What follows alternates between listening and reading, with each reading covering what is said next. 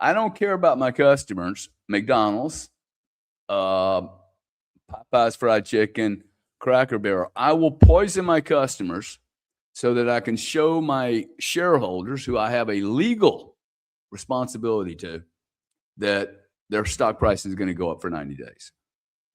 That is not sustainable. None of you companies are going to survive abusing your customers for the benefit of the shareholders. And the shareholders are idiots. Okay? And I mean, this is going to happen big pharma. It's going to happen in big food. Oh, wow, big pharma and big food. It's probably going to happen in agriculture because they're poisoning the plant to benefit shareholders. They're poisoning human beings, the very customers that consume this stuff. Americans can only get so fat, dude. Okay? Until they then introduce a product called Ozempic, and then they get Oprah on there. Hey, it's a gene, man. You're going to have to take Ozempic. I think we're coming to a point where humanity is basically going to really dig their heels in and say, no, stop it. You're so abusive at this point. I can't think of a public company that's not being abusive right now. That is very, very positive for Bitcoin. If you have 3% of the population revolt, we win the game, dude. 3% of the population revolts in any country, you win the game. 50-50. Most people are 50-50, right? They're not going to get off their box. You just need 3% of the people like me that are massive disruptors. We're angry. We don't think it's fair. I'm angry because it's not fair, JP Morgan. Visa, MasterCard, pick on someone your own size. Okay? Bank of America, stop abusing my sister, dude. She's only got $300 grand in the bank. Come hammer me. I called my bank up this year, like I do every year, December the 30th. Well, I sent them an email to the president. Wipe every one of my fees, dude. I might have 8 or 9 different bank accounts. Every fee gets wiped at the end of the year. All the fees, right? That's what they do for rich people. Now, the rich people have to call them, but it's not fair that they don't do that for you, okay? It's not fair that they charge trillions of fees, these little hidden fees, 3 cents here, 8 cents there. They hold on to your money. There's $7 trillion sitting in cash accounts and money markets. That all should move to STRC or Bitcoin products or ETFs. All of it should move to that. All of it, man. So to me, it's that's why I really like the Clarity Bill, and I really like what Coinbase did, which was dig their heels in. You know they're right when Brad Garlinghouse responds and goes, we were going to capitulate. No, this is very good. You do not want a bad bill for Bitcoin and crypto. And you want a good bill, okay? A bill that puts the digital banking system on the same level playing field as the legacy banks, who, by the way, have all the distribution. They have all the advantage of 100 years. They have all the advantage of migration issues. What is a migration issue? It's a guy like me moving off the system. And the core Bitcoiners are all like, hey, you're not a real Bitcoiner because you're still in the system. Dude, I've been in the system a long time. Migrating out of the system for me is extremely complex. It is not touch a button. I must have more than you do because you just do not understand. You guys have done a really, really poor job of understanding people like me. And this flood of people like me is going to take Bitcoin to a level that I think it's going to shock everyone, man. I think it's going to absolutely shock everyone because you're not really thinking big enough. You're thinking in terms of overthrowing the Fed, but this is about arbitraging all the inefficiencies. If you can remove the fuel away from these monopolies, they will start to behave in a competitive manner, right? All you need is people competing with them, though. And let's figure out who's going to survive this. But everyone, whether it's a digital bank or an analog bank, we should all be on a level playing field. the first thing that every Bitcoiner does, and the most important activity that every Bitcoiner keeps on doing, is buying Bitcoin. And I personally use Relay to buy and sometimes also spend or sell my Bitcoin. And there are two main reasons why I do so. The first one is it's Bitcoin only. They do not do any shit coins. They do not do any cryptos, any stocks, or anything else. This is a tool, an app that is fully focused only and solely on Bitcoin. The second one is self-custody. They give you the keys to your Bitcoin the moment you buy them. You never give them the control over your Bitcoin, and you don't have to trust them because you can verify that you and only you have the keys to your Bitcoin. There's no third-party risk. There's no freezing of your assets. There's no rug pulling. There's nothing of that. Download Relay, the app, on your phone, or go to relay.app on your browser and use code Robin to save fees and get cheaper Bitcoin. I want to tell you about something very special to me. It's called micro seed. If you hold your Bitcoin in self-custody, and you should, you know how critical it is to secure your seed phrase. You should not have them on paper. You should not have them on anything else than titanium. With micro seed, you can engrave your 12 or 24 word seed phrase, the entire seed phrase, onto a 1-inch small washer. Yes, just one washer. All 24 words on that one washer. You can hide that thing everywhere. And even better, you don't need to buy a new kit every time you have to get a new wallet. You can make unlimited backups because MicroSeed is not selling the washer. MicroSeed is selling the device that stamps the washer. So you get the full kit with the device, with the washers, with the hammer, with everything you need to get started today, and you can make with that unlimited amount of backups. Go now to microseed.io. 100. I love that. And I'm so confused with you said it like 2-3 times, SPR, so like the treasury companies. There is strategy, and I'm just really getting started with my research. I know, bad on me, I've been in Bitcoin so long and I haven't really researched. I had Sailor on my podcast and I haven't really researched strategy in a big way. I'm getting more and more bullish on that. Stretch is really interesting. I just came back from Miami, and I had the 2 earning calls and a bunch of other videos and research only on Stretch that I was diving into, like what that product actually is, because there's a lot of terms that I had no clue about when you research that thing.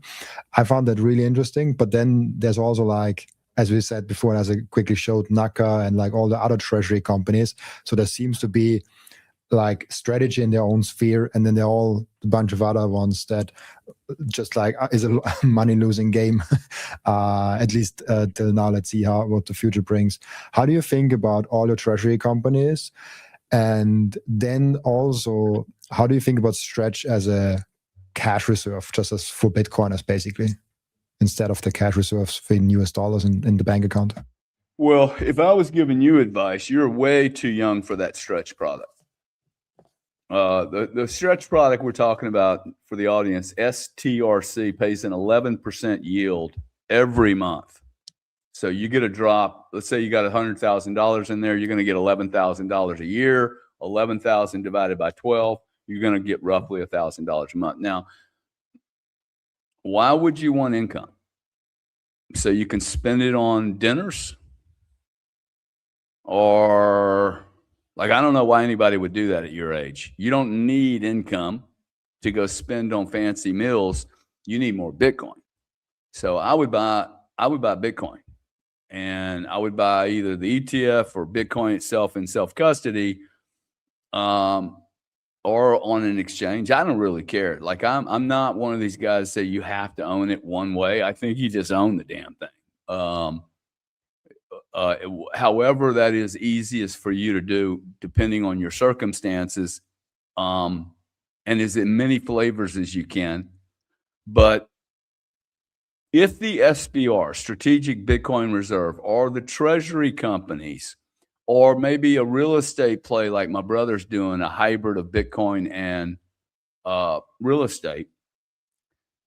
His, by the way, does not pay cash dividends. It takes all the distributions from the apartment buildings and it moves that back into Bitcoin. Now, I love that program. I think that's good. I think the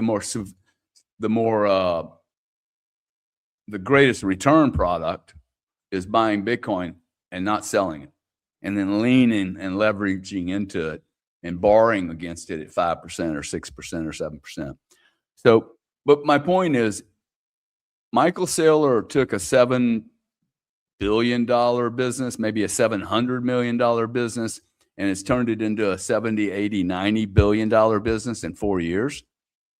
I think it's an awesome strategy. I think he's done a great service for the industry. He's going to help. This 11% product is going to help rip the banks' heads off, their faces off their little 3% programs. But if it's good for a guy like Saylor and it's able to create $70 billion of value, why isn't it good for a family?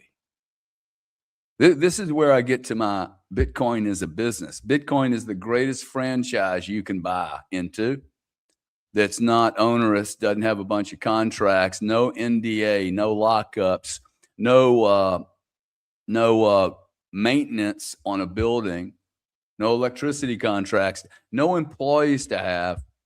Okay, a Popeye's fried chicken franchise costs $2.5 million. Or a McDonald's, $2.5 million, okay? I can buy Bitcoin for $90,000.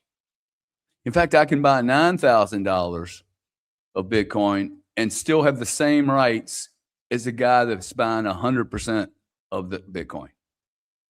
I don't get deemed to be an inferior tenant because one guy owns 500 Bitcoin. I only own half of a Bitcoin. I get to keep my day job, even if I hate it, but it generates revenue. And I started buying Bitcoin in the family Bitcoin reserve, the FBR. Give it a new name, okay? Will all sound sexy before it's done. And by the way, sexy is far more important than being rich, right? Not. So I got my FBR. If it's good for all these companies, why can't I just do the FBR? No time in history has a guy like me or you been able to invest in something at the same level that JP Morgan could invest in. He has no advantage over me with his billions. He's going to pay the same price of Bitcoin as I'm going to pay. My brother's going to pay the same price as I'm going to pay. Right? Well, I now have two businesses. I have the business that I'm doing. Let's say I'm an artist and I'm picking up some Bitcoin and I'm letting savings work for me. Right? And I don't know why I need another job. Right? I need more income, like you said. That's the key. It's more income is the key. More income fixes more issues than any other thing could fix. Just more income. Now, I don't want more income because I don't like paying taxes. I have enough income, so I don't want any more. I want more capital appreciation. I want my assets to be safe, secure, and I want them to grow. And I want to be able to wake up in 10 years and go, oh, wow, this was awesome. And by the way, I didn't have to work 18, 20-hour days. I actually was able to live my life and enjoy it, which is something that most older people don't do, by the way. They get to 60 years old and then they realize, oh, wow, I can't even ski anymore. I have $18 million, but I really don't want to go skiing because I can't handle it. I don't want to get off the couch. My knees are hurting. My back's hurting. This is a very common story for older people. They would grind their lives out and then they have nothing really to show for it.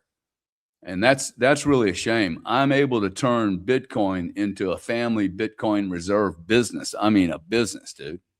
What does that look like? If you're running the Robin Sear podcast and you want to blow it up, the deal is, the key to blowing that business up is put a bunch of production together, do promotions, market yourself harder than anybody else does it, and then you grow. right? That's the way it usually happens. Well, if you have a Bitcoin business and you're not having to do another grind, you're not having to go out on dates to collect some more money after you've done your podcast, you're going to be able to be more productive because you can keep grinding on, like, I just need more income, man, if that's what I need to do. And I can change that. I can change how much energy I put into the universe to produce something. And then I can convert that to Bitcoin, which, by the way, there's whole corporations, Mara Corporation. They're a miner for Bitcoin. They mine Bitcoin at somewhere between $112,000 and $130,000. I can mine Bitcoin right now for 90, for 95. I can go buy it on Coinbase for $95,000. Like, I think that's smart, dude. I don't need a mining center. I don't need a bunch of batteries. I don't need a bunch of long-term contracts. I don't need a whole team of people, a private jet with Mara on it and whatever they do and all their annual meetings and all that. Dude, I can just buy Bitcoin, just like Saylor has been telling you. It's cheaper to buy Bitcoin than to do anything else. And we're not early anymore, man. And we most certainly aren't late. And how do I know that? Well, because the rich people aren't here yet. The rich people are not here yet. The really rich people, okay? The old money is not come into the new money yet. And I think that's the transfer we're having. There's going to be $75 trillion in the next 10-ish years that move from wealthy boomers to young people. They're not going to buy silver, dude. Okay, that's not happening. That is not happening. Okay, they're not going to buy gold. They might buy the gold Rolex. I actually think that's probably done. But they are not going to hoard silver and gold. In a world that's going digital so fast, it's frightening. Jeff Bezos just today said that all his data centers are going to be in outer space. Okay, what do you think we're going to do? Ship fucking money back and forth between outer space data centers? No, we're not going to do that. You're going to digitize planet Earth, and you're going to digitize it because that's what's happening. This is evolution of technology. We're advancing as a civilization, just like we advanced from the stone wheel. You know, we don't use stone wheels anymore, man. They're not as fast as rubber wheels. The highways aren't built for stone wheels. Now, it doesn't make the stone wheel the worst thing in the world. It was a great invention at its time. But, you know, Fred Flintstone had some cool little ideas. They're not going to work here. The Jetsons is more likely to be our reality in the future than Fred Flintstone. So maybe we need a Jetson coin. Jetson coin. What is Jetson?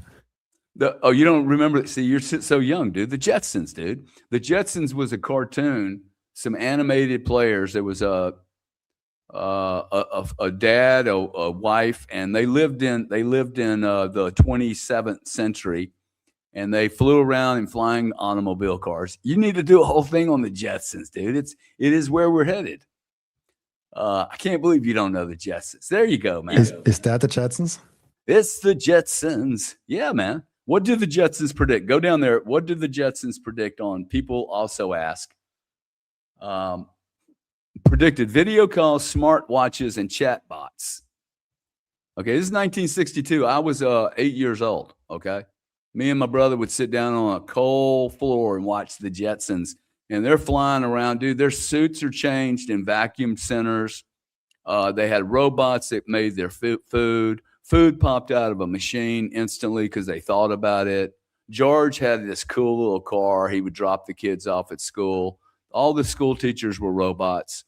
Might want to play this theme song for the audience because it's really catchy.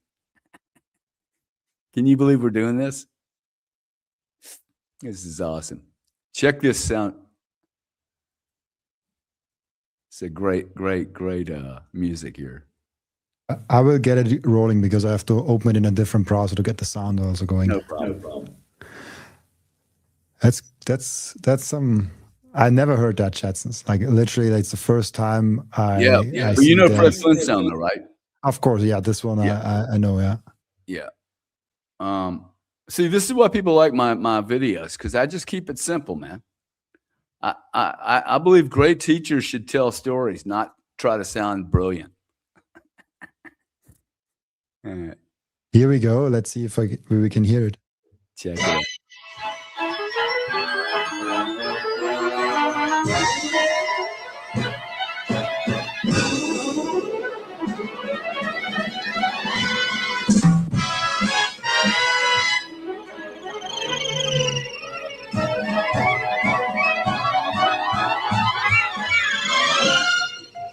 Meet George Jetson.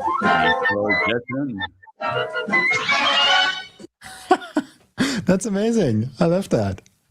That's really cool. You have a young kid, don't you?